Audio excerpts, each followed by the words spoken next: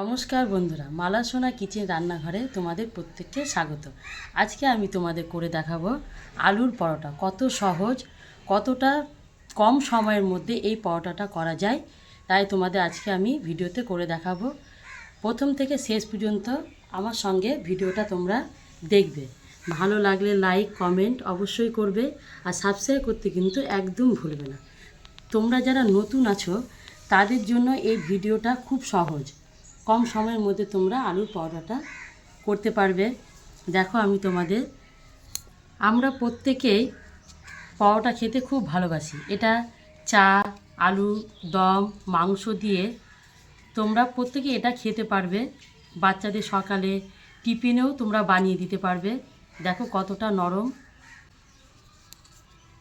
আর কতটা সফট হয়েছে।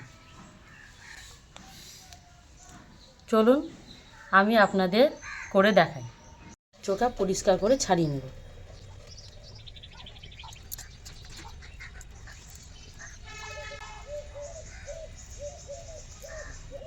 আজ আমি তোমাদের একদম অন্য পদ্ধতি আলুর পরোটা করে দেখাবো। কোনো ঝামেলা না, খুব অল্প সময়ের মধ্যে তোমাদের দেখে খুব ভালো লাগবে, আর বাড়িতে অবশ্যই ট্রাই করবে।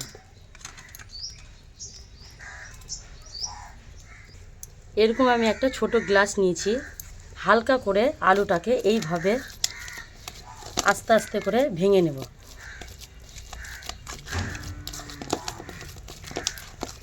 গ্লাস দিয়ে আমি আস্তে আস্তে করে আলুটাকে ভেঙে নেব। এতে কিন্তু আমি কোনো জল ব্যবহার করব না, শুধু আলু দিয়ে আমি আজ পরোটাটা বানাবো। অল্প পরিমাণে লবণ, একটু চিনি একটু বেশি দিচ্ছি, পরোটাটা একটু মিষ্টি মিষ্টি লাগবে।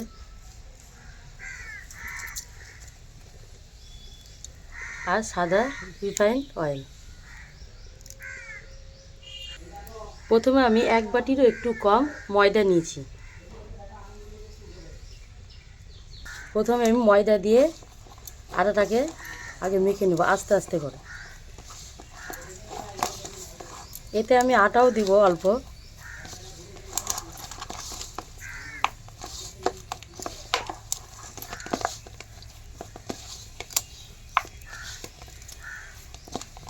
সকালে জল খাওয়ারের জন্য এটা খুব অল্প সময়ের মধ্যেই তৈরি হয়ে যাবে। তোমরা এইভাবে অবশ্যই বাড়িতে করে দেখবে। আমি কিন্তু এর মধ্যে কোনো জল ব্যবহার করিনি। যতটা পারবে তোমরা আলু দিয়েই এই আটাটাকে মাখার চেষ্টা করবে, তাহলে খেতে আরও বেশি স্বাদ লাগে।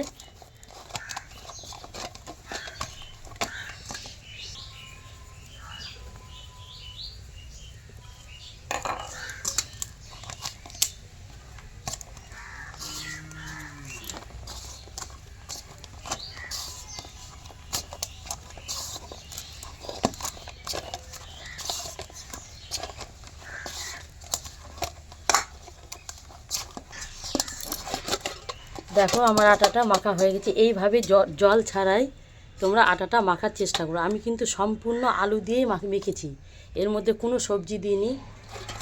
খুব সহজ, খুব অল্প সময়ের মধ্যে এই আলুর পরোটাটা করা যায়। তোমরা বাড়িতে অবশ্যই ট্রাই করবে। এটাকে আমি 10 থেকে 15 মিনিট ঢাকা দিয়ে রাখবো। তার আগে একটু সামান্য রিফাইন্ড অয়েল এর উপরে মাখিয়ে রাখবো।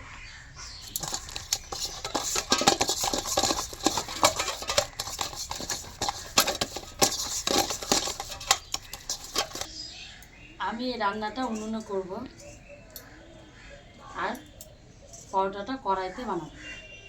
তোমরা চাইলে চাটু ননস্টিকিতে তোমরা করতে পারো।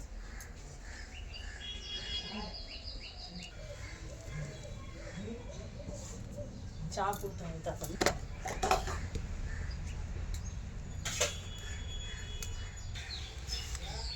বন্ধুরা 15 মিনিট পর আমি ফিরে আসলাম। এবার আমি এটাকে লো বানিয়ে নেব। যেমন তোমরা ছোট বড় আকার করবে তেমন এটা লোটা তৈরি করবে।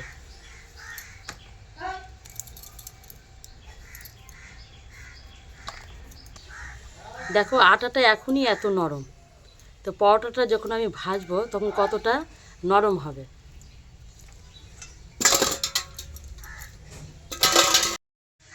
প্রথমে আমি কড়াইটাতে অল্প করে সাদা তেল দিয়ে দিচ্ছি, কারণ পরোটাটা লেগে চলে যাবে।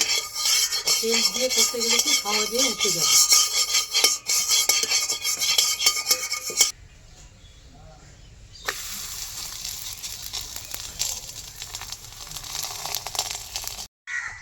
এইভাবে আমি একটা একটা করে পরোটাগুলো ভেজে নেব।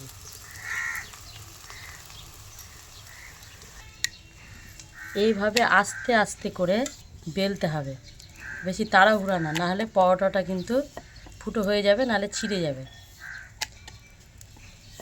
দেখো আমি কিভাবে আস্তে আস্তে করছি।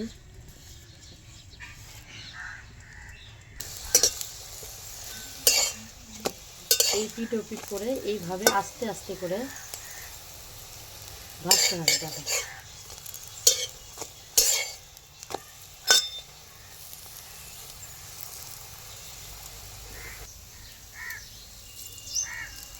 তোমরা যারা নতুন আছো বন্ধুরা, হয়তো কিছুই পারো না করতে, সিম্পলের মধ্যে এই পরোটাটা তোমরা অবশ্যই করবে, দেখবে খুব সুন্দর, আর আমাকে কমেন্ট করে জানাবে। দেখো কত একটু একটু করে খুন্তিটা দিয়ে ফুলাতে হবে। ঝামেলা একদমই, এই পরোটাটা করতে একদম কোনো ঝামেলা নেই।